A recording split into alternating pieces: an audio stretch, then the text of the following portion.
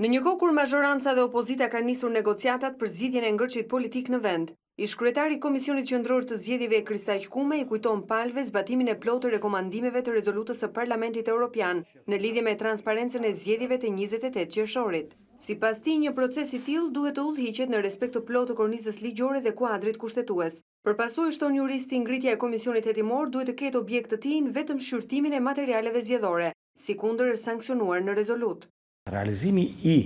transparencës së procesit zgjedhor në përputhje dhe respekt të kuadrit ligjor dhe kushtetutës është i mundshëm në rast se në konsiderat merren materialet zgjedhore. Nuk mjafton kompromisi në rast se do të kërkohet që hyrja e materialeve zgjedhore të bëhet si një drejtë direkte e komisionit ad hoc, në qoftë se kompromisi politik do të gjejë këtë zgjidhje, të hiqet e drejta e parashikuar në 178.6 Komisioni Qendror të Zgjedhjeve për të bërë administrimin e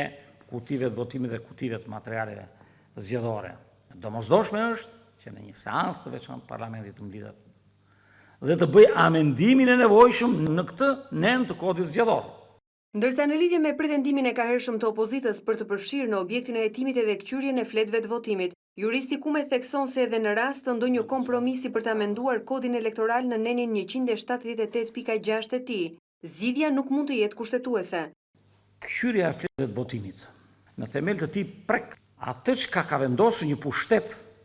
tjetër, pra procesi gjyqësor. Edhe në rast se realizohet një kompromis politik të mundësuar rinumërimin e fletëve të votimit, nuk do të mjaftojë as vendimarrja në parlament për amendimet e nevojshme që duhet i bëjmë kodit për të plotësuar të kompromis, por me domosdoshmëri pas mendimit tim, duhet shkuar në gjykatën kushtetuese ose më lart për të gjykuar nëse një zgjidhje e tillë nëse bëhet është apo jo kushtetuese. Ky qëndrimi i juristit Kume vjen në një kohë kur palët janë të ndarë sa i përket interpretimit të kodit zgjedhore, më konkretisht nenit 178.6 e tij, ku veçohen materialet zgjedhore që do të hetohen dhe fletët e votimit e kundra fletët që azgjësohen në mbikëqyrjen e KQZ-s.